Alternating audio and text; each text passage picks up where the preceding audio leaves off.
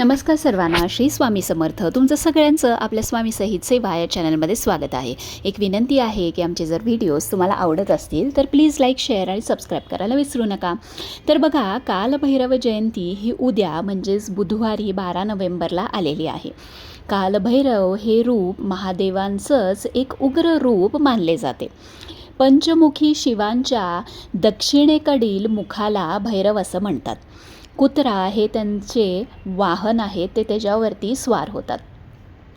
अष्टभैरवांपैकी काळभैरवाला काशीचे कोतवाल असे म्हणले जाते. आश्विन, कार्तिक, भाद्रपद वैद्य अष्टमीला काळाष्टमी हे व्रत केले जाते.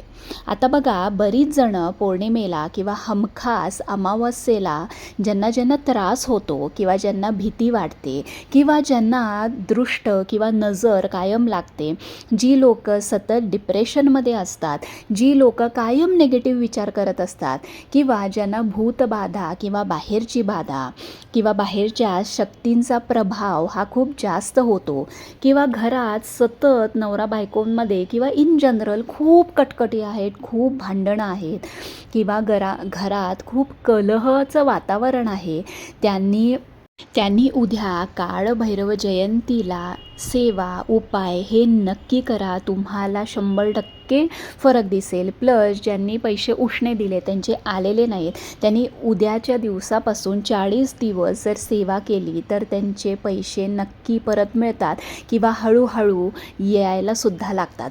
आता काळभैरव जयंतीला आपण काय सेवा करायची आहे किंवा पूजा कशी करायची आहे, कोणता मंत्र म्हणायचा आहे, दान काय करायचं आहे ते आपण बघूया.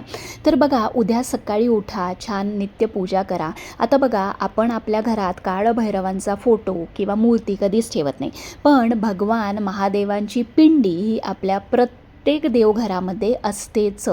त्यामुळे काळभैरव हे महादेवांचंच एक रूप आहे. त्यामुळे उद्या तुम्हाला महादेवांच्या पिंडीवरती उद्या तुम्हाला अभिषेक करायचा आहे. तुम्ही पाण्याने करा किंवा दुधाने करा, तुमची मर्जी, पण उद्या शिवपिंडीवरती अभिषेक सकाळी नक्की करा. छान फुलं वाहून घ्या, नमस्कार करायचा आहे. आता बघा, तुम्ही जर दुपारी नैवेद्य दाखवणार असाल तर घरीसुद्धा तुम्ही नैवेद्य दाखवू शकता. हा नैवेद्य उद्या न विसरता काळभैरवांना दाखवायचं आहे किंवा महादेवांना सुद्धा तुम्ही दाखवू शकता. जर तुमच्याजवळ आसपास मंदिर असेल काळभैरवांचं तर तिथं तुम्ही जाऊन हा नैवेद्य अर्पण करू शकता किंवा कोणत्याही शिवमंदिरमध्ये तुम्ही अर्पण करू शकता. आणि जर अगदी जमलं नाही तर घरी महादेवांना हा दाखवू शकता. तर उद्या काय दाखवायचं आहे, तर उद्या ह्या नैवेद्याला अत्यंत महत्त्व आहे. ते म्हणजे बाजरीची भाकरी, वांग्याची भाजी किंवा भरीत, कांदा आणि लिंबाची फोड. अगदी साधं सोपं आहे, अगदी छोटं थोडं केलं तरी हरकत नाही. पण हा नैवेद्य उद्या मात्र नक्की दाखवा.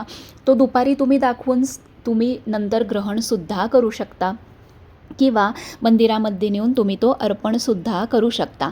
तर उद्या तुम्हाला 4 नंतर एक सेवा करायची आहे. ती म्हणजे 4 नंतर तुम्ही कधीही करू शकता किंवा संध्याकाळी 7 वाजतासुद्धा तुम्ही ही सेवा करू शकता. ते म्हणजे काळभैरवाष्टक आपल्याला 11 खेपा उद्या म्हणायचं आहे, कंपल्सरी म्हणायचं आहे. आता अजिबात विचारू नका, ताई 1 खेपा चालेल का, 3 खेपा चालेल का, 5-7 खेपा चालेल का, अजिबात नाही. वर्षातनं एकदाच ही काळभैरव जयंती येते, त्यामुळे उद्या कंपल्सरी 11 खेपा काळभैरवाष्टक स्तोत्र हे म्हणायचं आहे. हे आपल्या नित्यसेवेच्या पुस्तकामध्ये आहे किंवा यूट्यूबवरती सुद्धा तुम्हाला मिळून जाईल. लावून द्या आणि नुसतं तुम्ही श्रवण केलं तरी हरकत नाही. पण उद्या काळभैरवाष्टक म्हणणं किंवा श्रवण करणं ह्याला खूप महत्त्व आहे. बघा, आपण साधीसुधी माणसं आहोत. आपल्याकडून कळत न कळत किंवा जाणून बुजून चुका ह्या कायम होतच असतात. असं या पृथ्वीवरती कोणीच नाही की ज्यांनी एकसुद्धा चूक केलेली नाही. त्यामुळे आपण काळभैरवनाथांच्याकडे आपल्याकडून काही चूक झाली असेल, मग ती तुम्ही जाणून बुजून केलेली चूक असेल किंवा न कळत झालेली चूक असेल, आपण उद्या नाक घासून त्यांच्याकडे माफी मागायची आहे. कारण ते सगळ्यांचा हिशोब ठेवत असतात हे लक्षात घ्या. त्यामुळे चुकांची माफी मागा, छान सेवा करा. अगदी साधी सोपी सेवा आहे.